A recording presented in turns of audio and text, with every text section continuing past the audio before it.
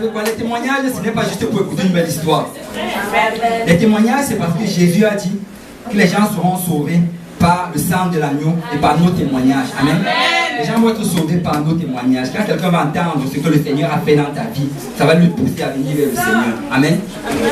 Rappelez-vous de la Samaritaine qui a rencontré Jésus.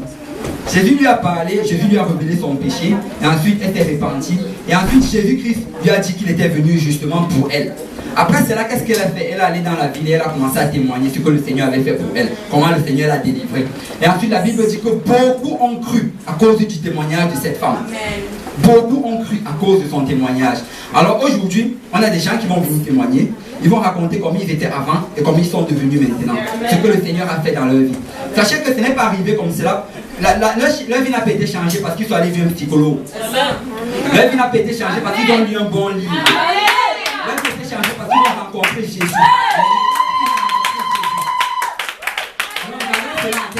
Je vais appeler la première personne. C'est une personne vraiment très gentille. La personne est vraiment très gentille.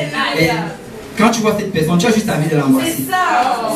Elle est juste très gentille. Et elle dit que c'est elle. Et je sais que ça correspond à beaucoup d'entre vous aussi. À tous même d'entre vous, amen. Mais cette personne-là, j'ai connu la personne, je suis arrivé dans le Seigneur avant cette personne, donc j'ai connu cette personne-là. Et quand j'ai appelé la personne pour lui dire qu'elle allait venir témoigner aujourd'hui, elle m'a demandé, est-ce que j'ai même quelque chose à raconter? Je lui ai dit que si tu n'as pas quelque chose, moi je peux bien raconter des choses sur toi. Et puisque c'est ainsi, je vais leur raconter quelque chose sur elle avant qu'elle vienne témoigner. Mais c'est une belle histoire. Parce qu'elle a fini par donner sa vie à Dieu. La première fois que la personne est venue à l'église, je venais à peine d'être huissier. Et en ce moment-là, j'étais huissier, j'hésitais encore, je ne savais pas vraiment trop quoi faire, comme ce que je suis en train de faire maintenant. J'étais hésitant et quand j'allais vers les personnes, je demandais, je n'étais même pas sûr si je devais vraiment prendre leur nom ou bien s'ils devaient le donner volonté. J'étais un peu hésitant en tout cas. Donc elle est venue, elle avait été invitée par quelqu'un et elle est rentrée sans donner son nom et elle allait s'asseoir. Après, faisant mon travail, je me lève, je vais vers elle. Je lui dis bonjour, je vais vous aider, c'est une soeur. Bonjour ma soeur. Est-ce que je pourrais avoir ton nom? Est-ce que tu pourrais remplir ce bout de papier? C'est parce qu'on veut souhaiter la bienvenue aux gens qui sont venus pour la première fois. Elle a dit non. Elle a dit non. Elle a dit que non, je ne vais pas donner. Waouh, j'étais vraiment choqué. Quelqu'un aurait pu abandonner son ministère. Mais le Seigneur m'a préservé. Et maintenant, la personne, elle est juste trop gentille.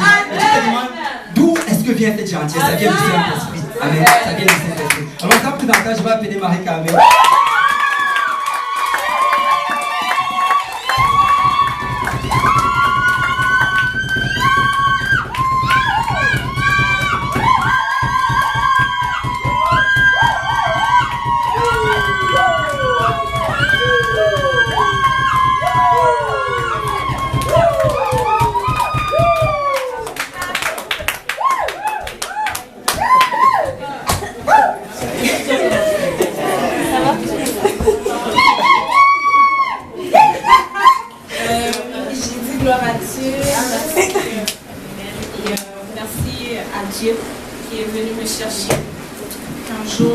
J'étais très loin de lui.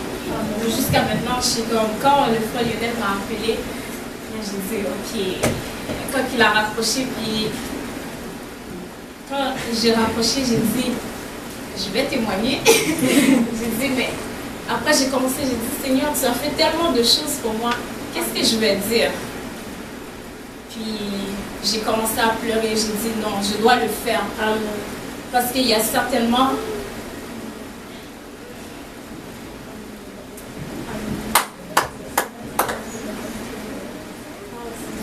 quelqu'un au niveau de son témoignage.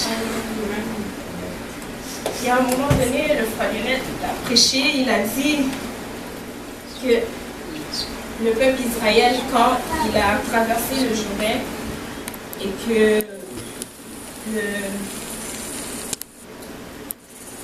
que c'était comme dans un rêve pour eux. Moi, quand je regarde ma vie, que je suis là, je fais tout mon effort pour servir Dieu, c'est pas facile. j'ai fait tout mon effort pour servir Dieu. À chaque fois, j'essaie de retourner en arrière. J'ai dit, j'aimerais retourner en arrière pour voir, mais qu'est-ce qui a fait que j'ai pris la décision de donner ma vie à Dieu, de me faire baptiser, tout ça, puis par moi-même. Et j'ai commencé à chercher à recevoir le Saint-Esprit chez moi, j'allais à l'église. Mais qu'est-ce qui m'a poussé à faire tout cela? Jusqu'à aujourd'hui, je regarde, je ne trouve rien. Et je continue à louer Dieu, à le chercher encore, puis à apprendre à le connaître, à avoir une relation saine avec lui comme il veut que j'ai une relation avec lui. Mon témoignage, c'est quoi? On peut voir quelqu'un qui a une apparence comme normale, puis on a tous une couverture. Peu importe qui on est, on a tous une couverture. Moi, j'avais ma couverture comme... J'étais un côté gentil quand les gens me voyaient, mais à l'intérieur de moi, j'étais comme toute noire, sèche à l'intérieur de moi. J'avais rien. Je cherchais à combler ma vie avec toutes sortes de choses. Internet, j'ai des amis. Je faisais des choses que moi-même, que je ne voudrais jamais faire. Et j'ai commencé, pour être exact, je pense que ça a commencé quand j'avais 15 ans. C'était dans ma chambre. J'ai commencé à avoir des idées vraiment noires, très noires, que je vous épargne les détails des idées noires que j'avais, toutes sortes d'idées. Je ne peux pas vraiment vous donner les détails, les exemples, je m'excuse, mais mes idées étaient noires. Si je me mettais un jour à raconter les idées que j'avais dans ma tête, je les racontais à quelqu'un. J'ai déjà donné des parties de mon témoignage à certains d'entre vous. On m'enfermerait tout de suite dans un hôpital psychologique. On dirait que je voulais aller voir un psychologue.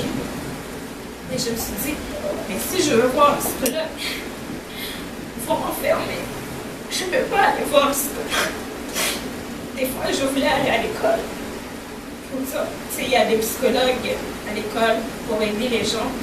J'ai dit, mais si j'y vais, qu'est-ce qu'on va dire? Tout de suite, comme je me mets à parler, je sais comment ça se passe. Ils vont m'enfermer. Et je voulais pas être enfermée. Je voulais jamais. Et comme ça, la soeur Arlette, elle a commencé à m'inviter à l'église.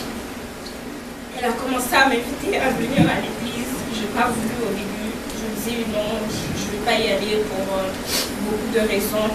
Et comme ça, j'ai commencé à aller à l'église. La parole de Dieu m'a touchée. J'ai commencé à chercher Dieu. Je voulais que toutes ces affaires que j'avais dans ma tête, je voulais que ça parle, je voulais rien savoir. Des fois, les voix parlaient dans ma tête. Ils me disaient comme plein de choses que je voulais rien savoir. Mais ce qu'ils me disaient. Et je pleurais.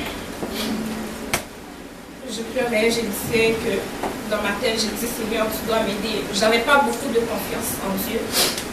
Jusqu'à aujourd'hui, je cherche encore à avoir pleinement confiance en Dieu. Je n'avais pas beaucoup de confiance.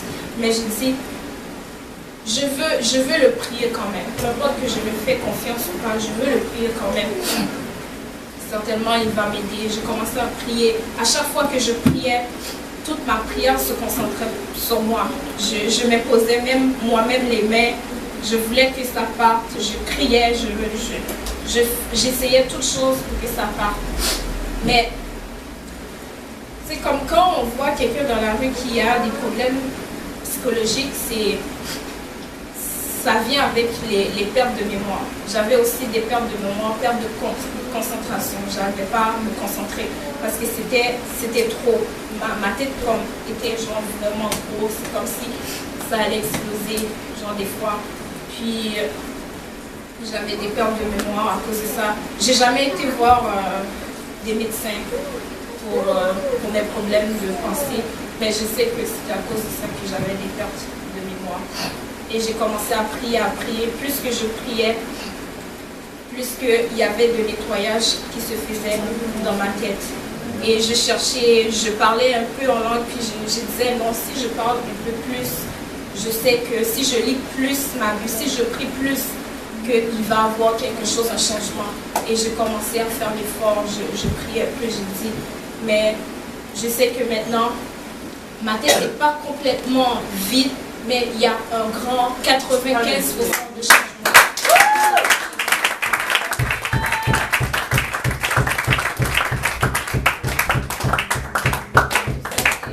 Par la prière, à cause de l'évangile de Jésus-Christ. Des fois, je parlais avec le pasteur Kaozi, à un moment donné, il y a quelque chose qui m'avait vraiment frappé. J'ai parlé avec le pasteur Kaozi, j'ai dit, mais pasteur Kaozi, pourquoi est-ce que j'ai toutes ces pensées-là? Puis là, j'ai dit, mais même si j'ai l'impression que c'est fini, mais aussitôt que c'est revenu, il a dit, mais Jésus-Christ, il est mort où? Puis j'ai dit, ben, au Mont Calvaire, il a dit, mais le Mont Calvaire, c'est quoi le nom? J'ai dit, le Golgotha. Il a dit, mais Golgotha, ça veut dire quoi pour toi? Là, j'ai oublié un peu, j'ai dit, je sais pas, il a dit, ça signifie le crâne. Il a dit, mais toutes nos pensées, comme c'est là, Jésus-Christ, il a été à la croix, il est monté sur le mont Golgotha, lieu du crâne, pour crucifier ces pensées-là pour nous, parce que tout ce qu'on fait, c'est par les pensées que ça se passe. Donc, Jésus-Christ, il a été à la croix pour crucifier ses pensées. Peu importe qui est là, je ne sais pas. Jésus a tellement fait de choses pour moi. Peu importe qui est là, qui a besoin que Dieu le délivre, il faut qu'il aille à la croix. Il faut qu'il se prosterne devant les pieds de Jésus-Christ. On a tous besoin. Quelque chose que on a besoin, l'évangile de Jésus-Christ. Qu'est-ce que Jésus-Christ? Il a fait beaucoup de choses pour nous.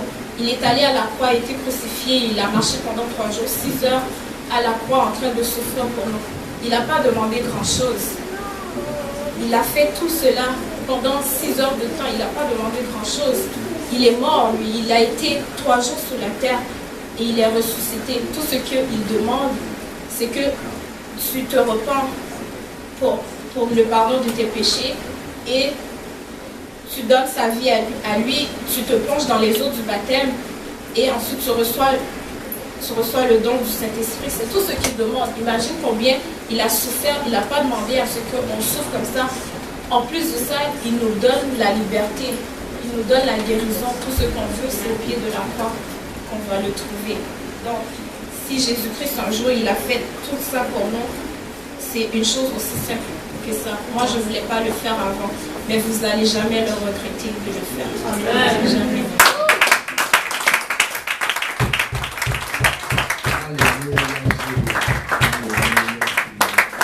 Alléluia. Merci Marie-Carmel. Ça prend beaucoup de courage pour venir s'ouvrir, ouvrir son cœur et raconter ce que le Seigneur a fait. Et comme elle a si bien dit, tu ne peux pas souvent comprendre les voies du Seigneur. Tu ne sais pas comment il agit. Mais il va agir, c'est ça qui est sûr. Quand tu vas faire le premier pas, il va agir. Et la Bible dit que quand tu as une personne qui est en Christ, c'est une nouvelle créature. Donc dès qu'elle est rentrée, elle est devenue une nouvelle créature. Toutes les choses de passé étaient passées.